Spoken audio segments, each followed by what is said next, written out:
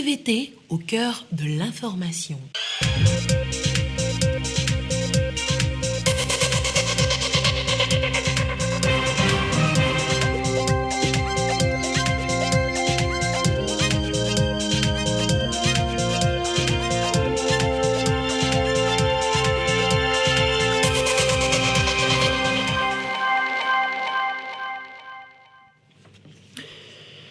Merci de votre attention. Bonsoir à tous. Dans l'actualité ce soir, la ronde des partenaires, opérateurs économiques et jeunes entrepreneurs au Salon Fering. La 4e édition est lancée depuis ce matin et ce pour une semaine. La côte Togo-Bénin se barricade. Les travaux de protection de la côte sont lancés ce jeudi. C'est le Premier ministre qui a donné le coup d'envoi des travaux avec le projet Waka. Le cancer, la prise en charge des malades, c'est désormais possible chez nous au Togo. Un centre de traitement aux normes internationales vient d'être inauguré à Lomé, à Madaromé. Un gros soulagement, mais surtout un gros espoir. Et puis du football aussi ce soir avec la courte victoire hier de Asco de Cara sur le CS Sfaxien de Tunis. Un match aller du tour de cadrage de la Coupe CAF. Voilà, madame, monsieur, le sommaire. Bienvenue, voici le 20h. Je vous l'annonçais dans les titres tout à l'heure. C'est un rendez-vous désormais prisé par les partenaires, opérateurs économiques, jeunes entrepreneurs.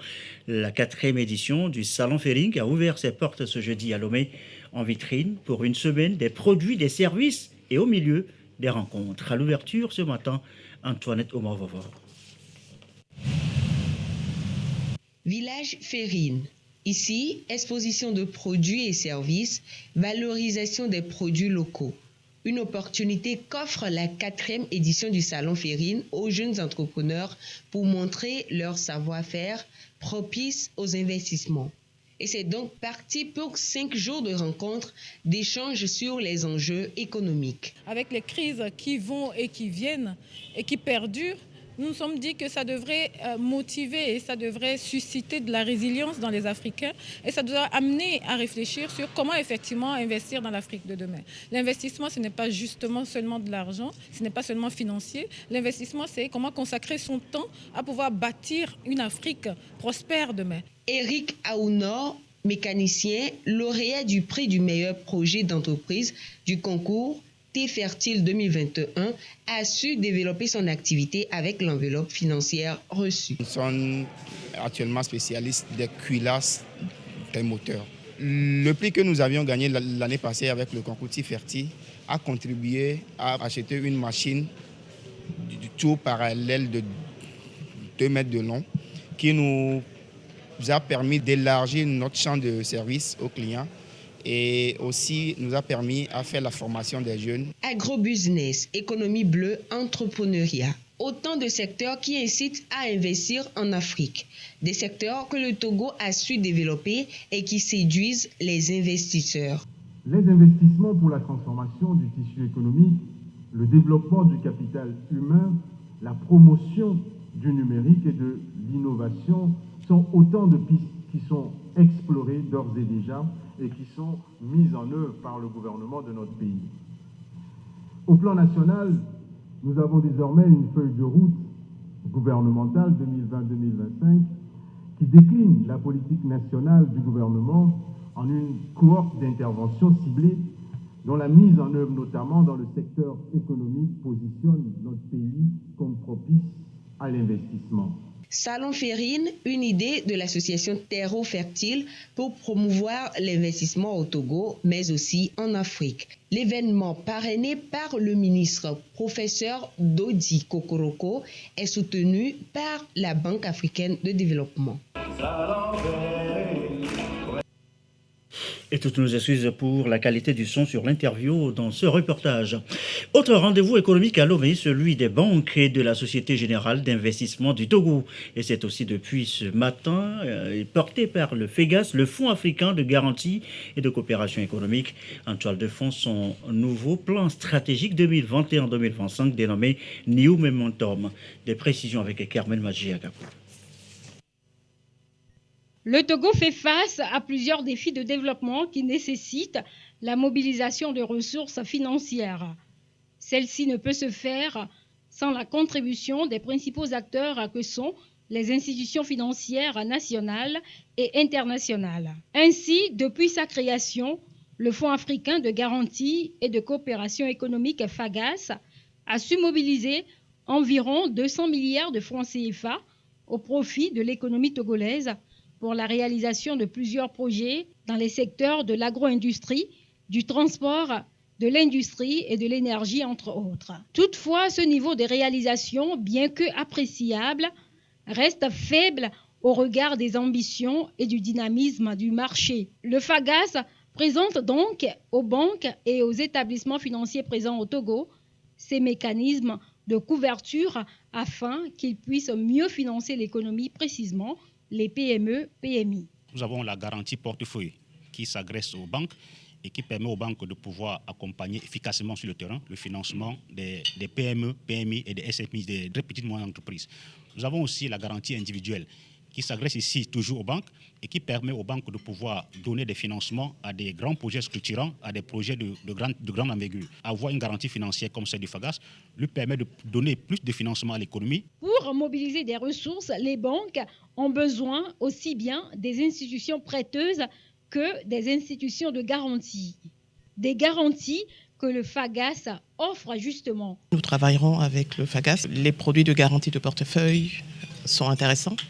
Garantie individuelle et également garantie pour permettre de couvrir les ratios réglementaires. Donc oui, je pense que Sonou Banque Togo et même les filiales assurances de Sonou sont prêtes à entamer un partenariat fructueux avec le FAGAS. C'est vraiment une opportunité pour nous et au regard même, je dirais, de l'actualité réglementaire au sein de notre zone qui nous oblige justement à reconsidérer notre intervention sur les clients que nous finançons en termes de fonds propres.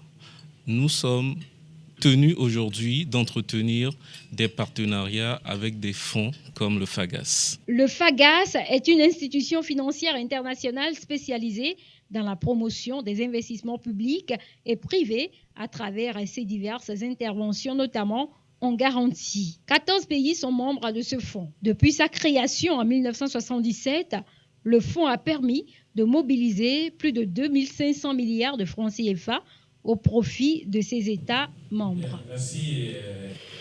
À signaler aussi cette autre activité, c'est depuis hier la deuxième session ordinaire du Comité national de pilotage des centres d'excellence africaine d'impact. Ici, on parle d'éducation de qualité avec en revue différents projets à évaluer. Christine Pétiquialoudet pour les précisions. Les centres d'excellence africains d'impact, le Togo en a 3 avec 3 projets phares. La maîtrise de l'énergie, les sciences aviaires et la promotion des villes durables en cours d'exécution. À la deuxième session ordinaire, les membres du comité de pilotage des 10 centres mesurent le niveau de réalisation des indicateurs. À l'issue, des décisions vont être prises pour apporter des améliorations qui s'imposent. Nous allons écouter chaque centre sur les résultats engrangés ces derniers temps, parce qu'au niveau de ces résultats, on les juge sur leur performance. D'abord, un jugement au niveau de l'Université de Lomé, parce que ces centres-là sont intégrés à l'Université de Lomé.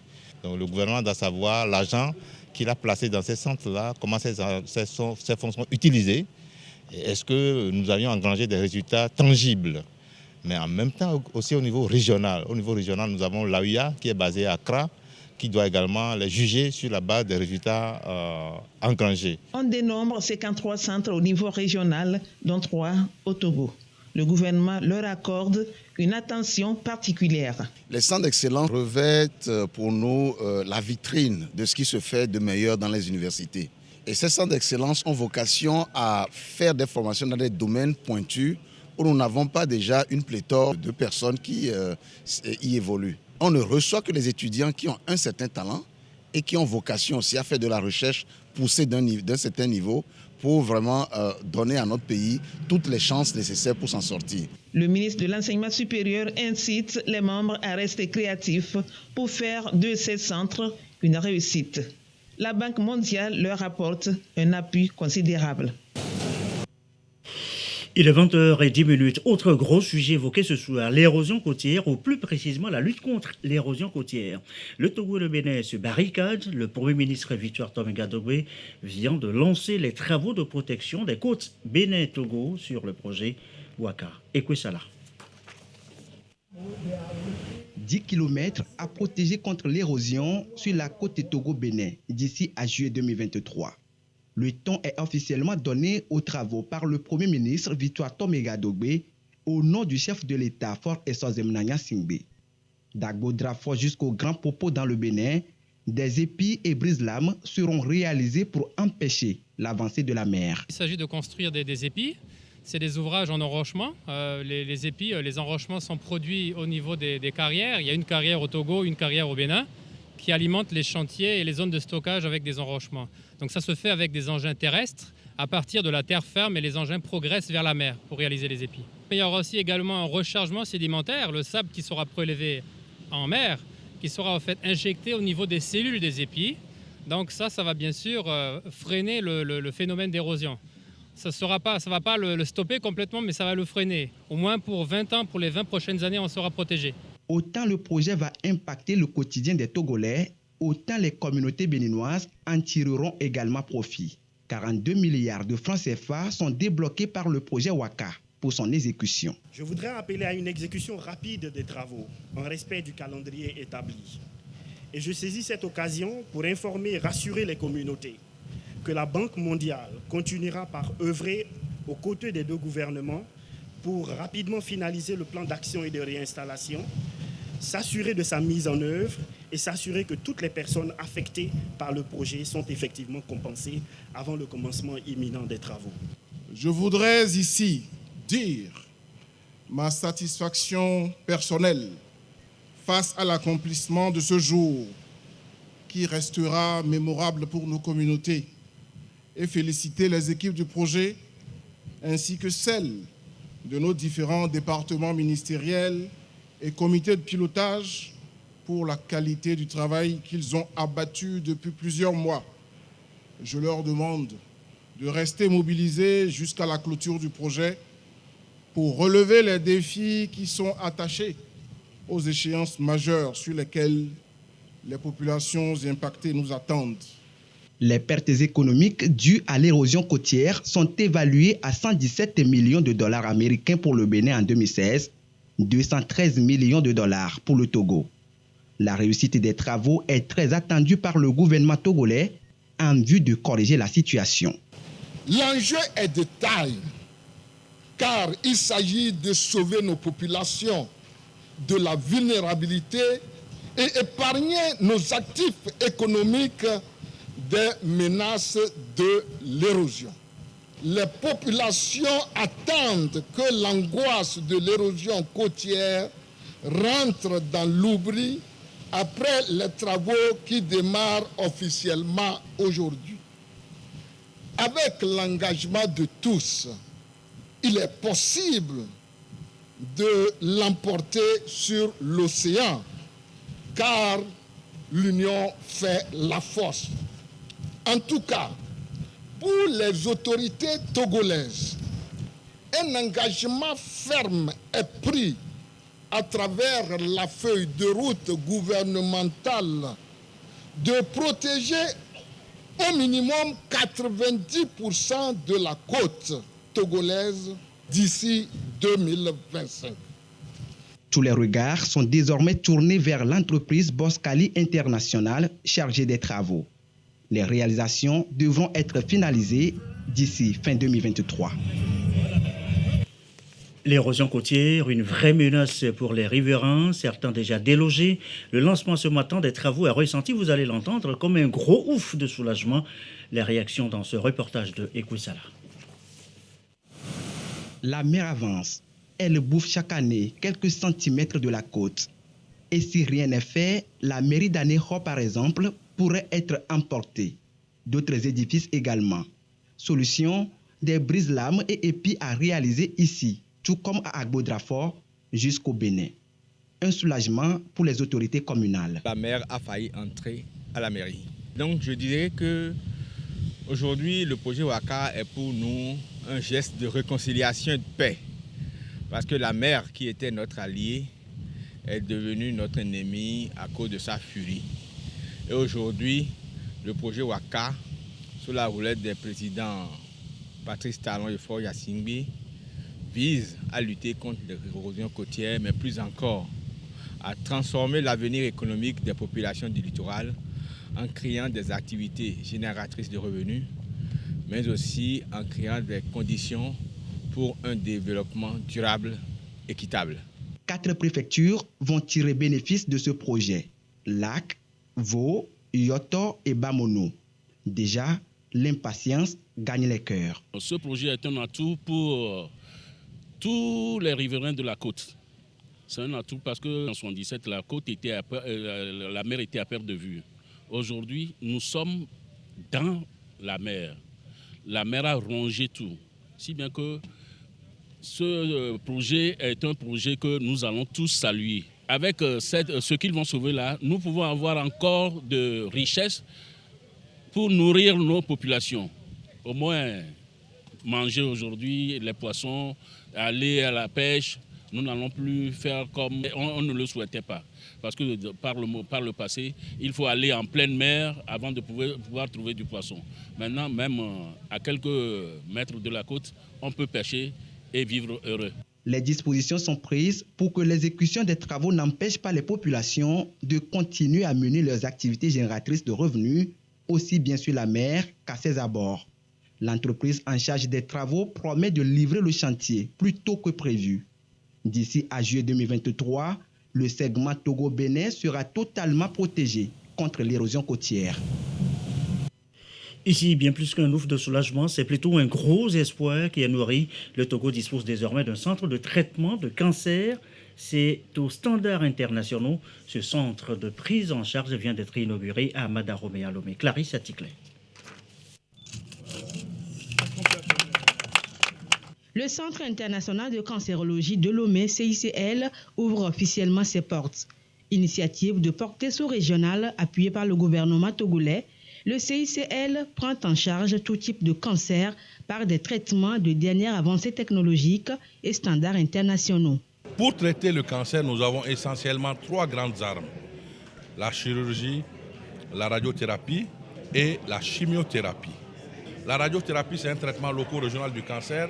C'est un appareil qui permet de détruire les cellules cancéreuses par l'utilisation des rayonnements ionisants. Quand un patient vient au CICL, il y a un examen qui est important pour faire le diagnostic de cancer, qui est l'examen anatomopathologique.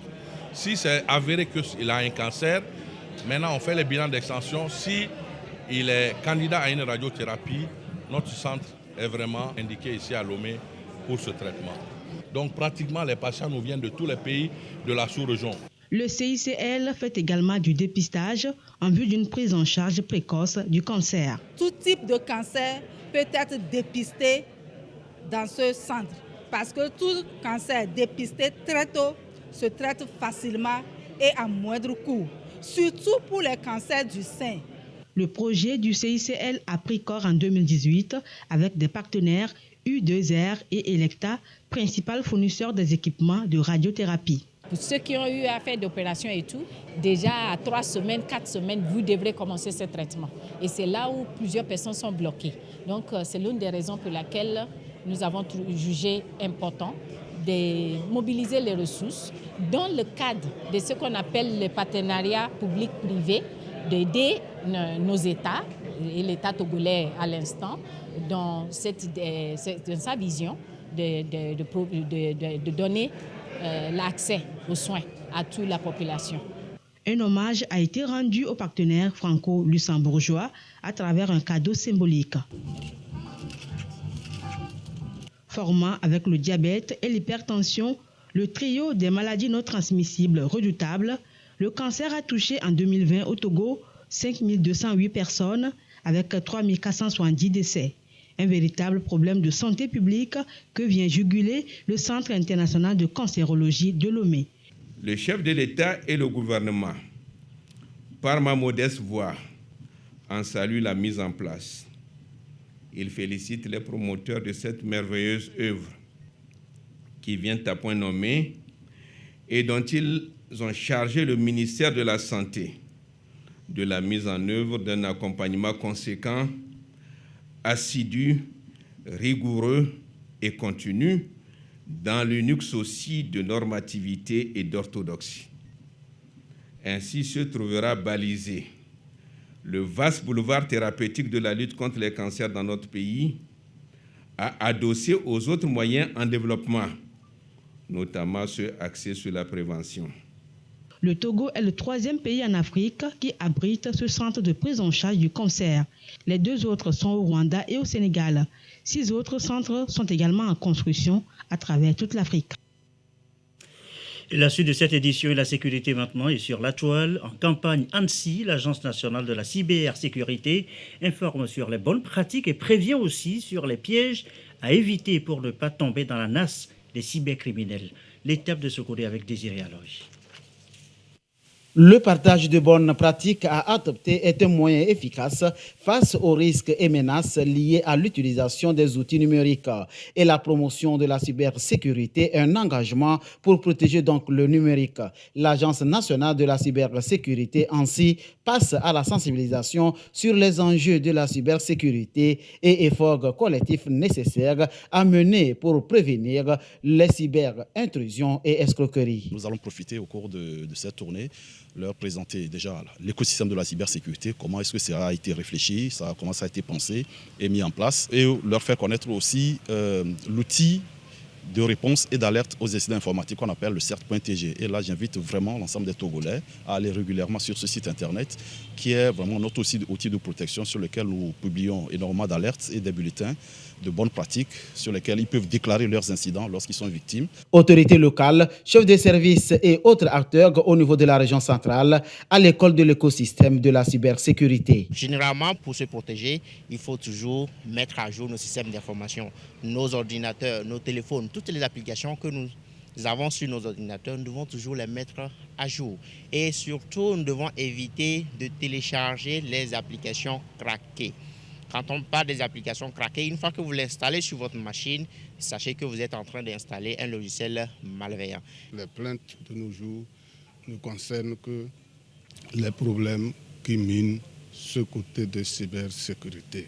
Alors, nos attentes, c'est comment nous prendre, nous comporter lorsque nous nous retrouverons dans ces situations. C'est ce que nous attendons. ANSSI et son bras technique Cyberdéfense Africa, CDA, recadrent les populations dans la vigilance face aux risques qui menacent la sécurité des réseaux et systèmes d'information. L'actualité à l'étranger, au Sénégal d'abord. Ousmane Sonko, entendu ce jeudi par la justice dans une affaire de viol. L'opposant, après 3 tours d'horloge d'audition, est rentré chez lui, mais ses gardes du corps ont été, eux, mis aux arrêts. Ils sont impliqués, eux, dans une bagarre lors de la tournée de Sonko dimanche. L'opposant lui-même est visé par une plainte pour viol déposée début 2021 par une employée d'un salon de massage. Pour son tout premier déplacement à l'extérieur depuis son coup d'État il y a un mois, la destination c'est Bamako. Une visite éclair hier du capitaine Ibrahim Traoré au Mali, reçu par le colonel Assimi Goïta. Les 2 hommes en treillis ont dû parler sécurité.